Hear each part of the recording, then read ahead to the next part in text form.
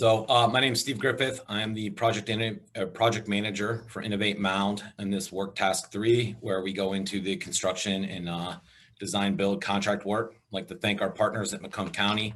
We're joined today by Brian Santo, John Crum, and Eric Dimoff for their leadership to get us to this point.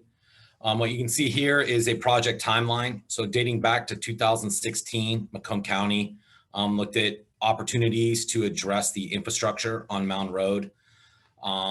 Back in late 2016, they reached out to over 100 businesses and community leaders to put together a plan for procuring additional funding to address the infrastructure needs.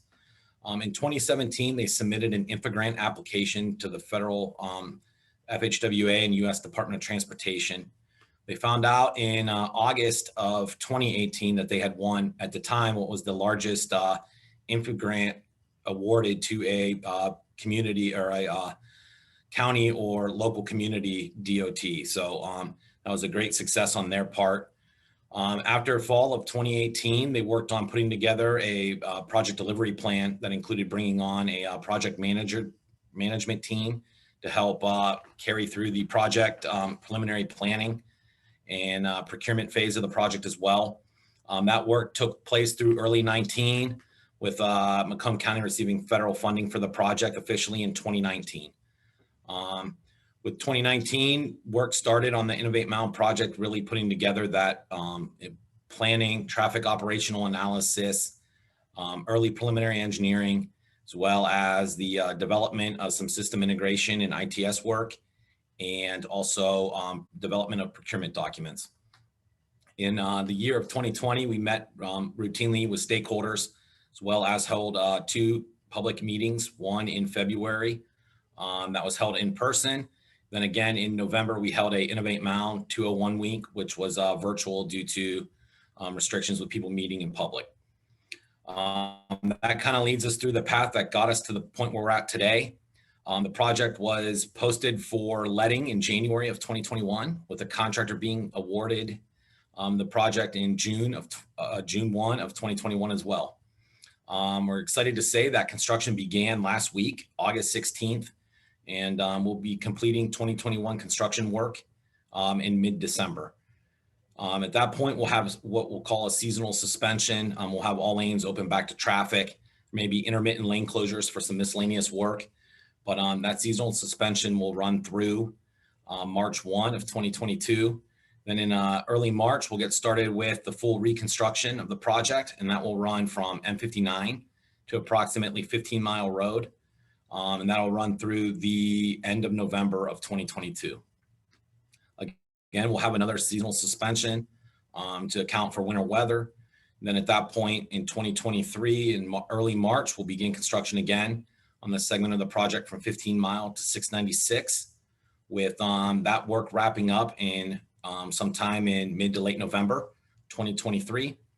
Then work will slow down, and we'll be addressing some open items with the 2024. We'll be out to do some final cleanup, punch list work, complete restoration as well, with the overall contract being completed in midsummer of 2024. So with that, I want to kind of show everybody the design build team as it's configured now. Macomb County is the overall owner of the project and providing the overall leadership and guidance to the project team. They're being supported by their project partners at the City of Sterling Heights, the City of Warren, as well as the FHWA, Michigan Department of Transportation, and the SEMCOG, Southeast Michigan Council of Governments. Under Macomb County is the day-to-day project management team, which is being led by HNTB. We're also being supported for design assistance and construction support by SSI, Somat Engineering, and Hubble, Roth & Clark. Then the prime contractor for the design build work is Dan's Excavating, a local contractor located at 23 Mile Road in Shelby Township. They are responsible for the overall project delivery, as well as a large contractor working on the project, handling a lot of the underground work, excavating, and general project management. Under Dan's Excavating, AECOM is the lead design firm. They are responsible for finalizing design plans in accordance with the design build contract documents, and working collaboratively with both the project management team and the prime contractor to develop plans that are Both have a high level of constructability, as well as they're responsible for any errors and omissions with that design as well. And then working under Dan's team as well, one of the major subcontractors is Ajax Paving.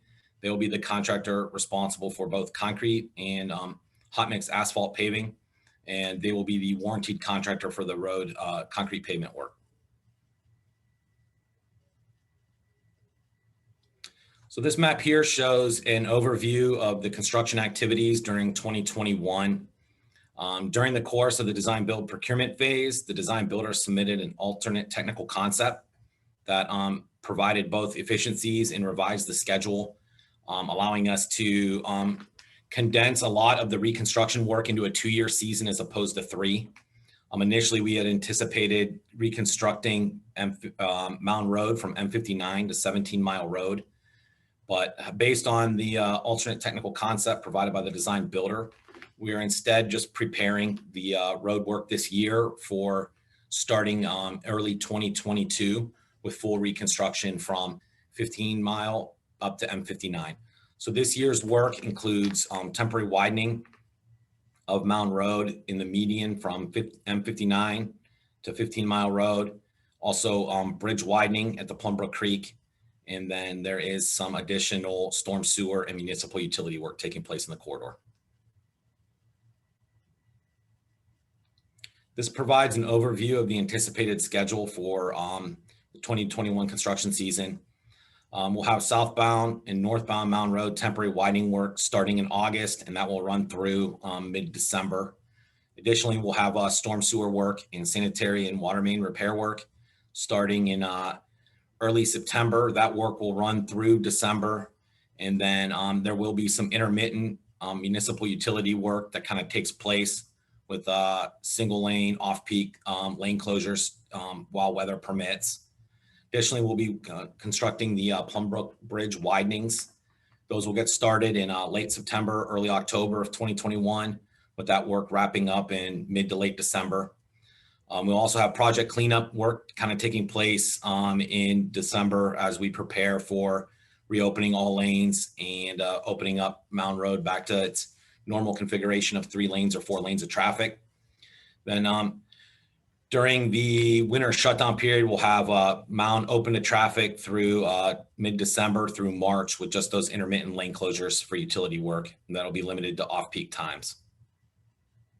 So moving on. So this slide shows the anticipated lane closures and work zones during the 2021 and early 22 season.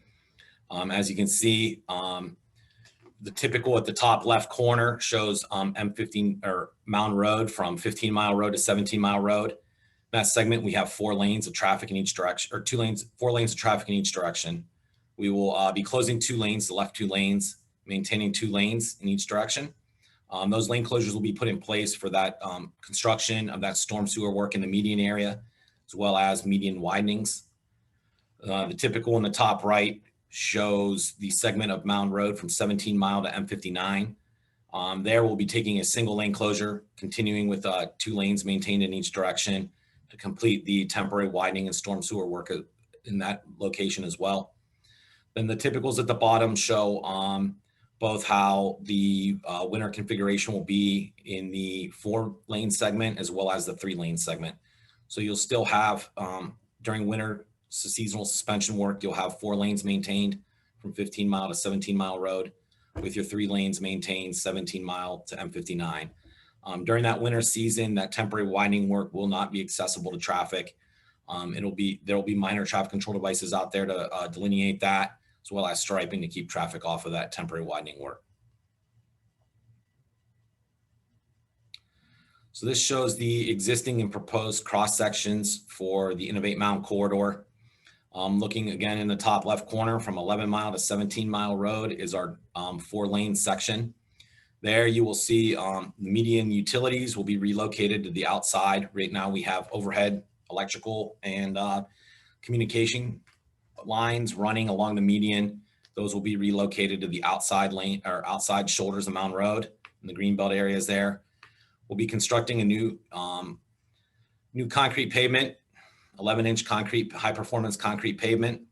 as well as new 16-inch open graded drainage course. So really this pavement section will be designed specifically for the high volumes of traffic and high load levels on Mound Road. We'll also be constructing a new 8-foot wide sidewalk shared path on the west side of Mound Road, as well as constructing 5-foot sidewalk to tie in any gaps on the existing sidewalk on the east side of Mound Road from 15 Mile or from 14 Mile up to 17 Mile Road. We'll also have new landscaping and oh, sorry, can you go back? Then for that segment in the proposed section, we'll also have unified lighting that's energy efficient LED lighting, as well as unified landscaping with a system or with a corridor themed landscaping and aesthetics throughout Mound Road from 696 up to M59. On the right side, you can see we'll be widening out Mound Road from 3 lanes to 4 lanes, with that widening taking place to the outside of Mound Road. Again, we'll have a new 11-inch concrete pavement with a 16-inch open graded drainage course, providing a more durable pavement for traffic. Also be removing the existing lighting there as well and providing a unified LED lighting system there. We'll have new landscaping. In addition, we will be constructing that 8-foot path on the west side of Mound there as well. And then on the east side of Mound Road, we'll be constructing new 5-foot sidewalk to fill in any sidewalk gaps from 17 Mile Road to 18 Mile Road as well.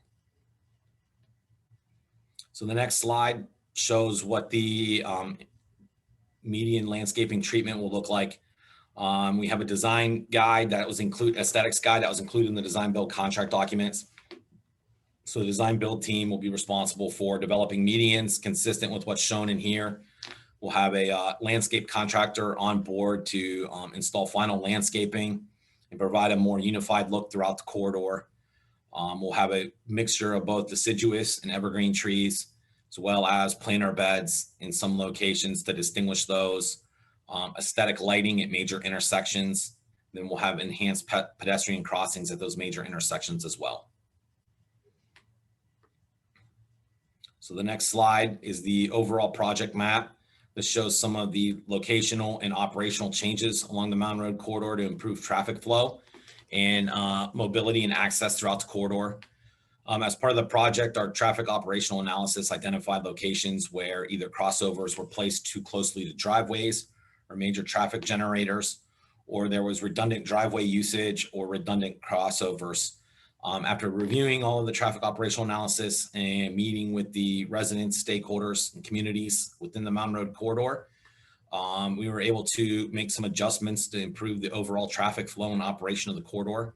That resulted in approximately 10 crossovers being relocated within the corridor, either slightly to the north or the south to improve traffic access and operations.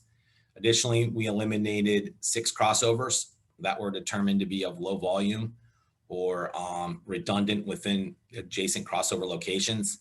And then we had a combination of a total of 16 driveways with changes to improve access as well in the corridor, either combining driveways, changing driveway location, or realigning driveways and improving driveway widths to improve traffic flow as well. In addition to the some of the access management and operational improvements within the corridor, this graphic also highlights locations of some of the bridge work within the corridor. At the top, you can see those indicated with the double triangles. We have the Red Run Bridge. That's Mound Road over Red Run Drain.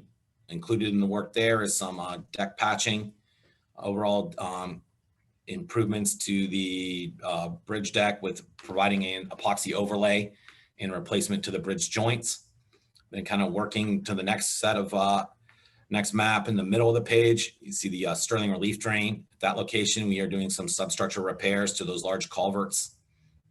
We also have the Plumbrook Creek, which is, we are widening that bridge from 3 lanes to 4 lanes in each direction and providing an epoxy overlay and bridge and deck patching to that structure as well. A couple other locations that are not shown on this map. We have the Bear Creek Drain, which is a large corrugated metal pipe arch culvert that is being removed and replaced with a new precast concrete box that's located just to the north of the 11-mile ramps to Mound Road. Then we also have the McCoy Drain, which is a large precast. It's a 13-foot diameter pipe arch just to the north of 13-mile road that is being removed and replaced with a new concrete box culvert as well. So in addition to the roadway infrastructure improvements and operational improvements, also took a complete review of the existing drainage, improving drainage structure spacing within the corridor, improved corridor drainage, upsizing some of the trunk system where necessary to accommodate drainage flow. Then also looked at the existing county drain system and are making improvements and replacing structures as needed within the corridor as well. So with that,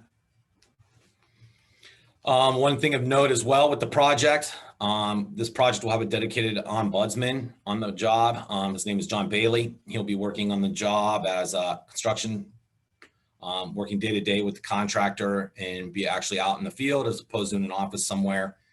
You can reach John with any questions or concerns you have, utilizing the 1-855-MOUND-FOR-YOU phone number. There will be an option to press 2 to speak to the ombudsman. That will forward calls directly to a cell phone that'll be answered 24/7, 365, with really the intent being to have somebody actually on the job day to day, working with the contractor that can address any concerns from the community, whether it be access or any safety concerns, traffic impacts. We really want to make sure we're hearing from stakeholders and that we can address those concerns. We also, John will be working proactively in the community, reaching out to business owners, residents in advance of construction really getting started next year, and any impacts to driveways or any access impediments during construction.